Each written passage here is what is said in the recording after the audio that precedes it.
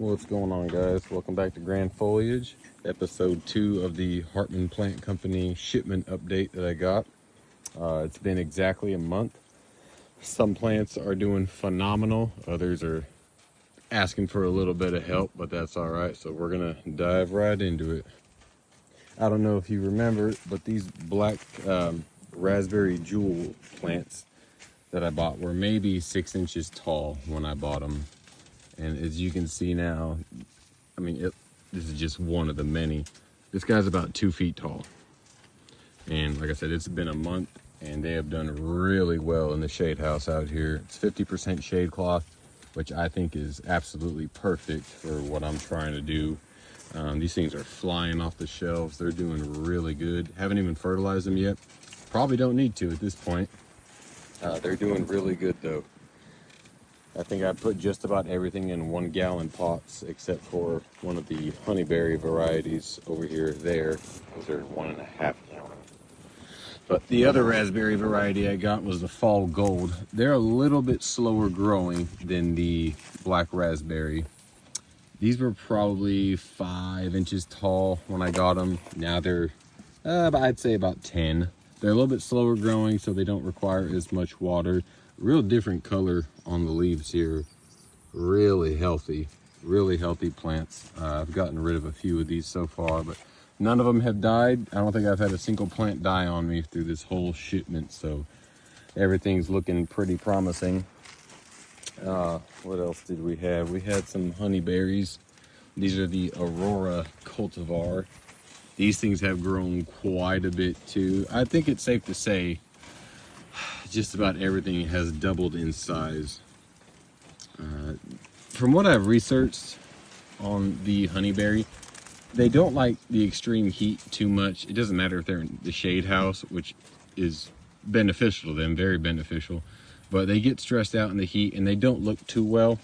I did peel back some of the bark on one of these stems on another plant and it was very much green, so don't get too down and don't overwater if you think your honeyberries are getting too stressed out from the heat. Just keep doing what you're doing.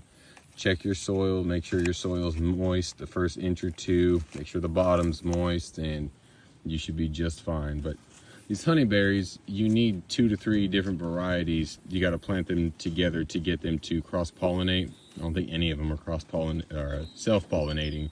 So I think a total of 5 varieties, but I bought 3 from Hartmann's.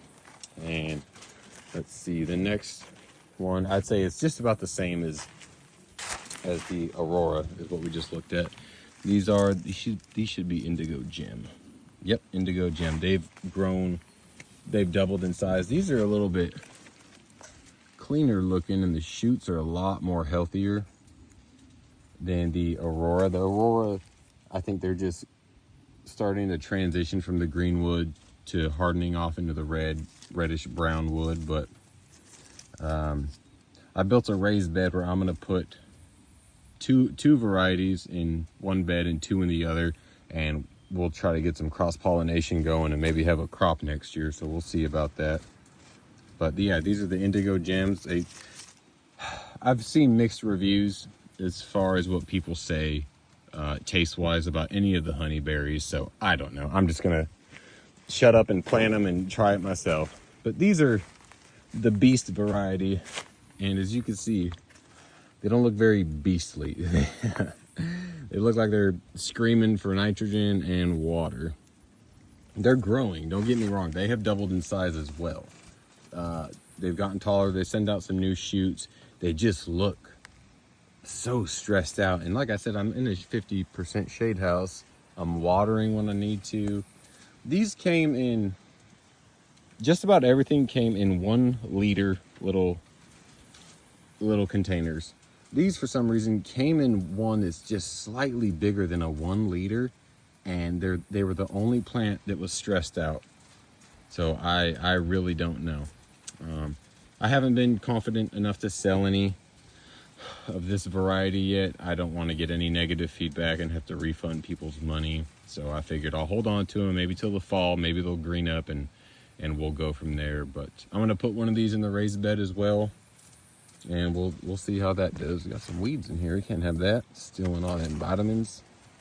But yeah, all the honeyberry varieties are looking good, so I can't complain. Not yet, at least.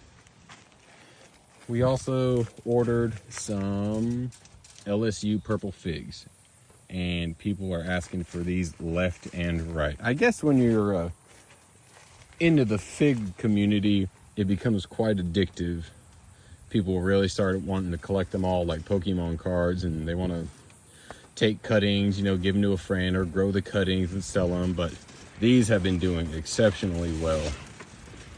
Doubled in size, just like everything else. These are in I think these are 2-gallon pots.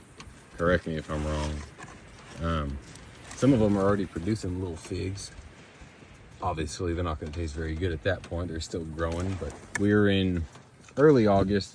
So I'd say by the end of the growing season, these figs are going to be a lot taller, probably doubled, 2.5, 3 times their size from where they are right now. They're about, I'd say about 18 inches or so, 18, 20 inches.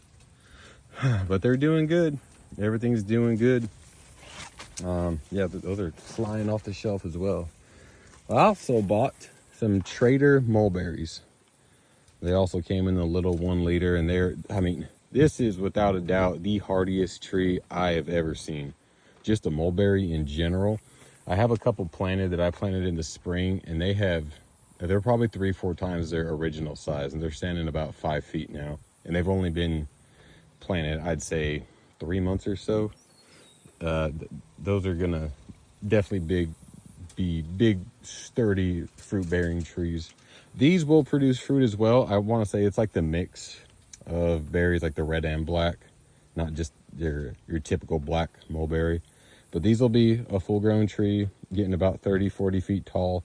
I don't even need to say anything. These things are doing fine. I've forgotten to water these, and they have still just shown no sign of stress whatsoever. These are a very stout, very sturdy tree once you get them going. Yeah, I'm really happy with those. But that's it so far. I got the 3 honeyberries, the 2 raspberries, the mulberries, and the figs. I also have, some spruce in here. These are some Colorado blues that I ordered through a nursery somewhere on the northern Midwest. And I want to touch on something real quick. If you're in a really hot area like I am, the summers are hot, the winters are brutal in northern Oklahoma here. If you can find something to protect your plants from the wind and the heat, well, also the freezing cold temperatures, if you can cater to your plants in the really heights, the worst parts of the bad seasons, they will perform so well for you, and they'll grow faster than you can ever imagine. This is a 10 by 20 shade house.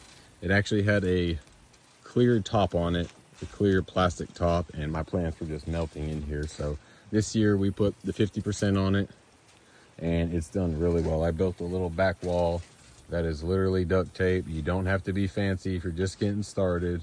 That's clear, corrugated, 8-foot by 2-foot polycarbonate panels from Lowe's. There's some there. I also lined the sides. I turned them sideways, lined them all the way down, so the light still gets through, but my plants don't get knocked over when we get big gusts of winds. So I haven't had any damage in here whatsoever. Today we had 15-mile-an-hour winds. It's also 90 degrees outside, so you step out of this greenhouse, you're gonna know about it. Everything's looking good. So if you guys have any questions, feel free to ask. I'll help you out as much as I can. If you're curious about what I'm doing, or what else you can put in here to maybe survive, I'd be happy to offer a hand. So until next time, I'll see you.